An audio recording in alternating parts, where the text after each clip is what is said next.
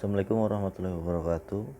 Pada kesempatan kali ini saya akan menjelaskan bubble diagram untuk gedung Pusdiklat. Untuk aksesibilitasnya dari area datang, ini untuk peserta, ini untuk pengurus ya, dari pengurus untuk dari datang bisa langsung ke parkir, dari parkir pengurus memiliki akses sendiri ke kantor, dari kantor pengurus memiliki akses ke toilet, ke ballroom, ke lobby. Dari ballroom pengurus memiliki akses service untuk ke genset. Dari parkir pengurus juga memiliki akses ke functional room, lalu ke dapur untuk drop off barang untuk dapur. Untuk pengurus juga memiliki akses ke lobby. Dari lobby pengurus memiliki akses ke kamar pengurus dan ke kamar mandi pengurus. Untuk aksesibilitas peserta dari datang bisa ke parkir, dari parkir memiliki akses ke entrance ke lobby, dari lobby memiliki akses ke toilet, olahraga, kolam renang, ruang makan, fungsional, ballroom. Peserta juga memiliki akses ke kamar VVIP, lalu ke kamar mandi VVIP, lalu memiliki ke kamar peserta, lalu ke kamar mandi kamar peserta. Itu untuk aksesibilitas di Pusdiklat ini.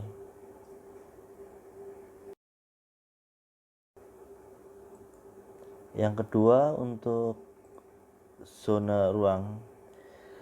Untuk area semi public, area yang cukup dominan.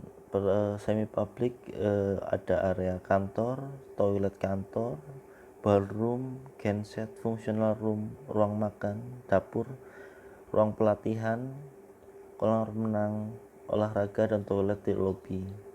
Untuk area publiknya ada area parkir, entrance, dan lobby. Untuk area private ada kamar mandi, kamar VVIP, lalu kamar mandi VVIP, kamar pengurus, kamar mandi untuk kamar pengurus, kamar peserta, dan kamar mandi untuk kamar peserta. Itu untuk area private-nya. Itu semuanya untuk zona ruangannya.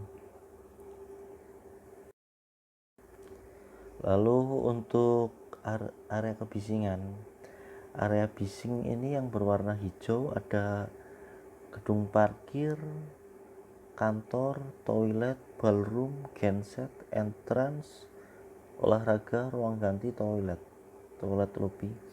Area kantor termasuk area bising karena berkaitan dengan area parkir dan ballroom. Daerah area ballroom dan genset ini bising karena di area ini menghasilkan suara bising yang cukup besar dari genset dan area ballroom di mana tempat berkumpul, dan olahraga juga termasuk area kebisingan tinggi. Lalu untuk warna merah ini untuk area bising sedang. Area bising sedang ada lobby, ruang makan, dapur, functional room, lalu kolam renang, dan ruang ganti. Area merah ini memiliki tingkat kebisingan sedang karena tidak menghasilkan suara yang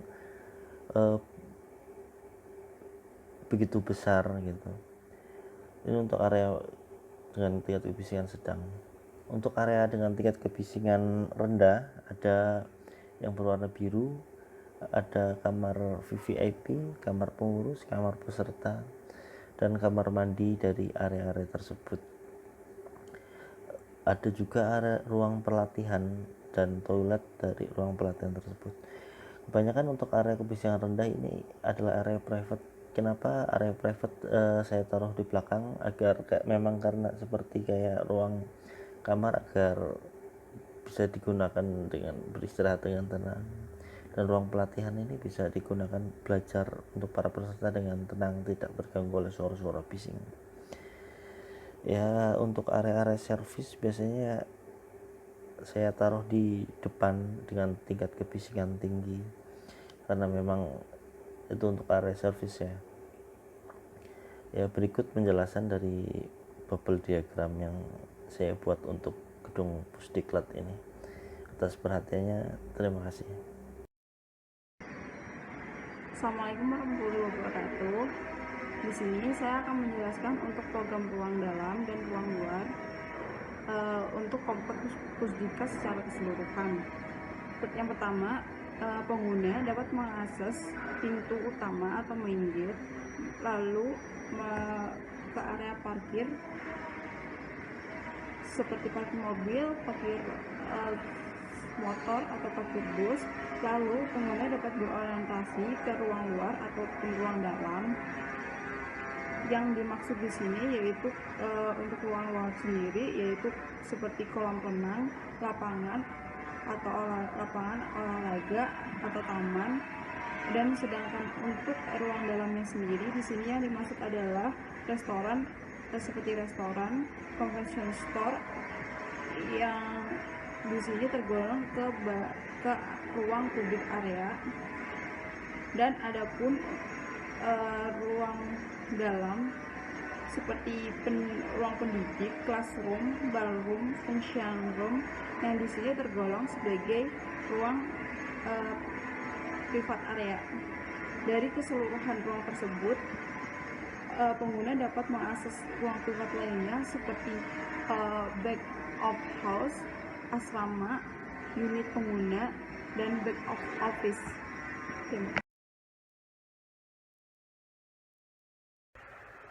Untuk selanjutnya kita fokus untuk ruang sport center, area sport center.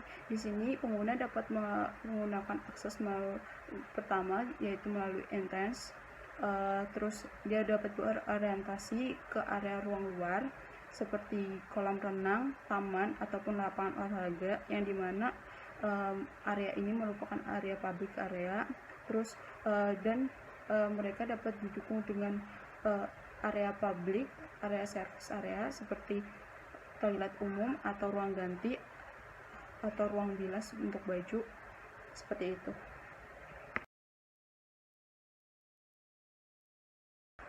Oke, untuk selanjutnya yaitu rincian untuk ruang back office. Di sini dari entrance yang terhubung dengan ruang lobby, resepsionis, dan lounge yang merupakan area public area, terus dan didukung oleh service area seperti toilet umum dan musola, yang dimana terdapat pula ruang privat area seperti ruang staf, ruang kabak dan staf rumah tangga, ruang kabak dan staf building maintenance, ruang kabak dan staf keuangan, ruang general, dan ruang general manager, di mana ruang-ruang tersebut merupakan ruang public area di back office tersebut. Kemudian ada pula training center. Pada training center ini, para peserta akan masuk melalui entrance dan akan berorientasi di daerah lobby. Daerah lobby tersebut didukung dua fasilitas umum, yaitu musola dan juga toilet umum. Terdapat pula area-area pendukung sebagai area penunjang pelatihan pada bangunan training center tersebut. Di antaranya adalah ruang pendidik, classroom, function room, dan juga ballroom yang di private dan hanya bisa diakses oleh para peserta dan tenaga pendidik. Kemudian ada bangunan asrama. Para peserta atau penghuni atau pengguna dari bangunan asrama ini akan masuk melalui entrance dan berorientasi di ruang kumpul. Ruang kumpul ini didukung dengan fasilitas umum yaitu musola dan juga toilet umum. Terdapat dua tipe kamar di bangunan asrama ini. Yang pertama adalah kamar asrama reguler yang terdapat satu kamar mandi dan juga area tidur yang terdiri dari dua kasur ukuran single yang terpisah pada area tidur tersebut. Kemudian ada kamar asrama VIP yang memiliki fasilitas dalamnya yaitu ruang duduk, kamar mandi, pantry, dan juga area tidur dengan 2 kasur ukuran double.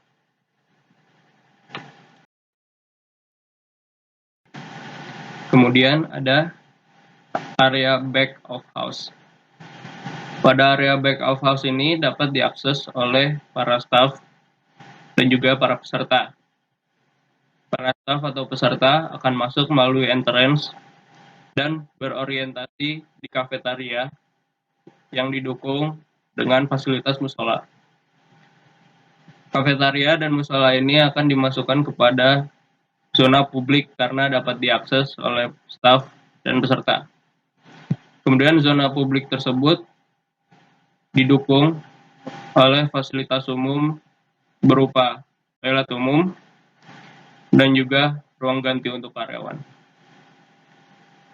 Kedua area tersebut, toilet umum dan ruang ganti karyawan, diberikan sebagai zona servis karena untuk menservis kegiatan para staf di area back of house tersebut. Kemudian terdapat area privat, yaitu tempat bekerjanya para staf, diantaranya adalah area laundry dan juga dapur. Area laundry dan dapur ini didukung dengan area-area servis, yaitu berupa sampah dan juga ruang genset dan juga ruang pompa. Kemudian ada pula mes atau unit pengelola. Unit pengelola ini digunakan untuk tempat tinggal atau tempat menginap para staf yang mengelola kompleks diklat tersebut. Para staf akan masuk melalui entrance pada unit pengelola tersebut, masuk melalui entrance dan berorientasi di ruang keluarga. Ruang keluarga tersebut terhubung dengan ruang makan dan menjadi area publik. Kemudian, area publik tersebut didukung dengan area servis berupa dapur dan juga kamar mandi. Terdapat pula fasilitas privat, yaitu berupa 2 buah kamar tidur. Halo, saya Ainun Izani Septiana dari kelompok 4. Di sini saya akan menjelaskan untuk program ruang asistensinya. Di sini program ruang meliputi untuk kelompok zoni ada private, ada semi private, sama public. Di sini untuk nama ruangnya sendiri saya dimulai dari private, itu ada kamar tidur biasa, kamar tidur VIP. Untuk kamar tidur biasa itu dengan luasan 4 x 6 meter persegi dengan jumlah 24 meter persegi. Sumbernya saya dapat dari Ernest Milford, data arsitek. Studi ruang geraknya bisa dilihat sendiri di sini untuk gambarnya. Kapasitas ruang di sini jumlahnya untuk 230 orang, sedangkan kebutuhannya sendiri 115 orang. Di sini untuk luas ruangan total semuanya itu di 634.800 meter persegi. Untuk sifat ruangnya sendiri di sini keadaan sunyi atau kebisingannya, tingkat kebisingannya rendah. Nah, yang kedua ini ada kamar tidur VIP untuk ukuran 4,5 dikali 6 meter persegi, total 27 meter persegi. Sumbernya dari Ernest Milford. Di sini studi ruang geraknya bisa dilihat untuk gambarnya. Kapasitas ruang di sini untuk 20 orang untuk kamar VIP. Sedangkan kebutuhannya hanya untuk 10 orang. Di sini luas ruangannya 5.400 meter persegi. Selanjutnya masih di ruang private. Di sini untuk ada ruang pengelola, 2 unit kamar, ada 1 kamar mandi, dapur dan ruang makan. Di sini ada ruang keluarga juga. Di sini untuk ruang pengelola sendiri ada 2 unit kamar dengan ukuran 1,5 dikali 2,6 meter persegi, jumlahnya 3,9 meter persegi. Sumbernya saya dapat dari Ernest Newford. Untuk gambarnya di sini bisa dilihat sendiri. Oke. Di sini untuk total luasannya yaitu 46,8 meter persegi. Selanjutnya ada satu kamar mandi ukuran 1,5 dikali 2 meter persegi dengan jumlah keseluruhan total 3 meter persegi. Sumber masih sama dari Ernest Newford. Ini masih satu lingkup gambarnya. Dan jumlah totalnya masih sama di 46,8 meter persegi. Selanjutnya ada dapur dan ruang makan, lalu ruang keluarga. Oke, yang kedua ada ruang kerja pengelola atau back office. Untuk ruang kerja pengelola ada ruang general manager. Terdapat ruang general manager dengan luasan 2,5 meter persegi dikali 2,5 meter persegi dengan total 6,25 meter persegi. Sumber saya dapat dari Ernest Newford. Untuk kapasitasnya untuk satu orang, kebutuhannya untuk satu orang, luas totalnya 6,25 meter persegi. Nah, untuk masih di ruang private ada toilet. Di sini untuk luasannya 1,5 dikali 2,25 meter persegi, total luasan 3,4 meter persegi. Data masih dari Ernest Newford. Untuk sirkulasinya bisa dilihat sendiri di foto. Untuk tingkat kebisingannya di sini sunyi. Lalu ada ruang dapur dengan luasan 2,4 meter persegi dikali 3,5 meter persegi dengan total luasan 8,4 meter persegi. Data masih dari Ernest Newford.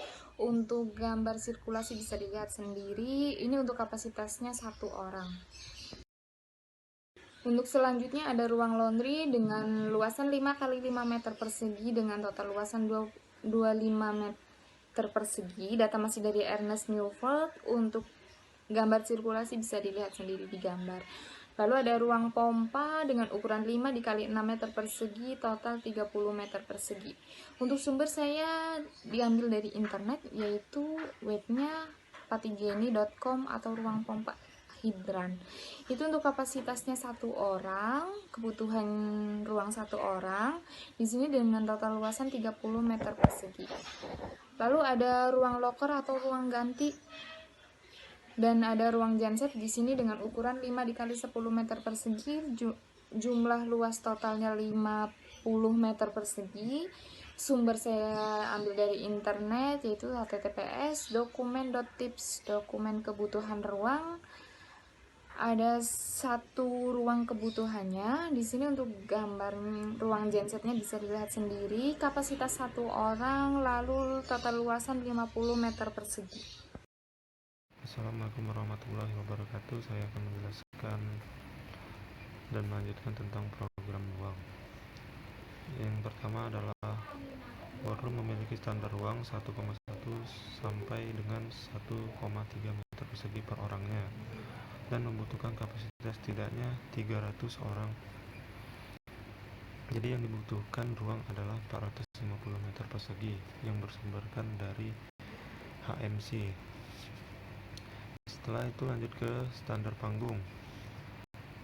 Panggung memiliki 4 meter persegi untuk per orangnya yang memiliki sumber HMC juga, dan dilanjutkan ke function room yang memiliki standar ruang 1,8 meter persegi per orangnya dan yang dibutuhkan setidaknya kapasitas 50 orang dikali 3 function room sama dengan 150 meter persegi dikali 1,8 meter persegi itu per orangnya sama dengan 270 meter persegi. Itu sumber HMC. Dan akan dilanjutkan ke public area. Selanjutnya adalah public area, area parkir yang memiliki standar yaitu untuk ukuran mobil adalah 3,5 dikali 4,5 yaitu 15,8 meter persegi untuk per unit mobil.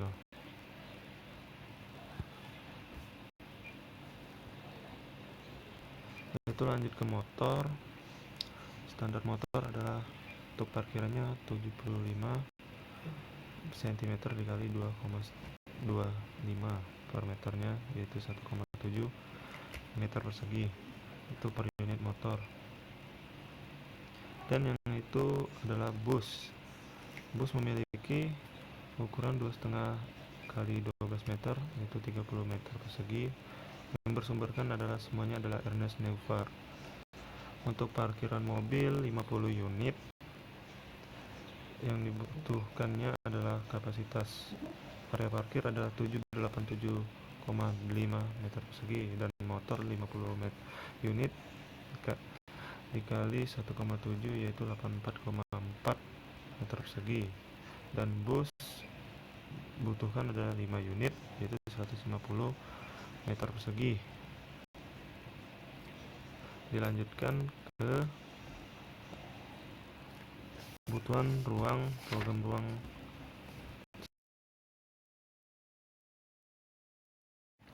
Lanjutkan ke public area yaitu lapangan olahraga yang memiliki ukuran 9 kali 18 yaitu 162 meter persegi, yaitu bersumber dari Ernest Neufer.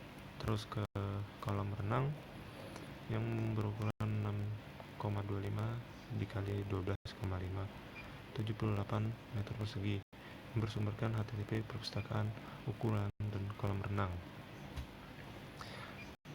Lagi dilanjutkan ke parkir. Terakhir saya akan menjelaskan tentang kebutuhan ruang kabak keuangan, yaitu kabak keuangan memiliki standar ruang 2 kali 2,5 sama dengan 5 meter persegi untuk satu orang stafnya. Dan terakhir kabak building yang berukuran 2,1 kali 2,1 sama dengan 4,41 meter persegi untuk satu orang stafnya. Itu adalah penjelasan saya, dan sekian dari saya tentang program ruang. Oke, saya akan melanjutkan presentasi dari teman saya. Yang selanjutnya ruang lobby atau lounge. Ruang lobby atau lounge ini dia memerlukan 9 kali 9 meter, yaitu bisa dijumlah 81 meter untuk satu orang. Ya, jadi apabila orangnya itu misal 100 orang, itu memerlukan 8.100 meter persegi. Itu untuk secara umumnya. Karena kenapa?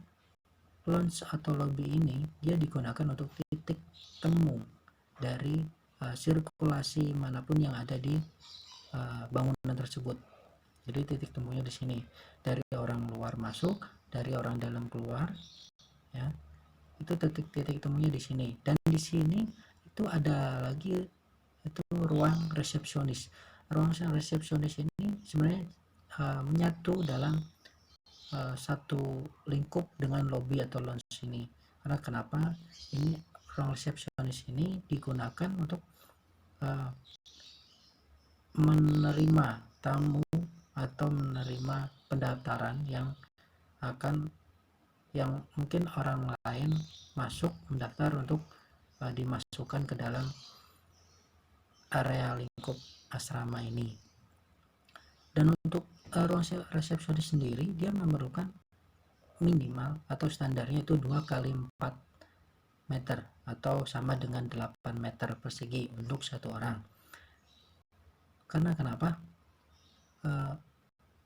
Di dalamnya ini dia memerlukan sirkulasi yang cukup, karena kalau dia terlalu sempit, orang yang di dalamnya ini akan terasa sumpek seperti itu dan tidak nyaman, ya. Jarak antara meja dan dindingnya pun dia minimal itu 60 cm. 60 cm pun udah cukup sempit, ya.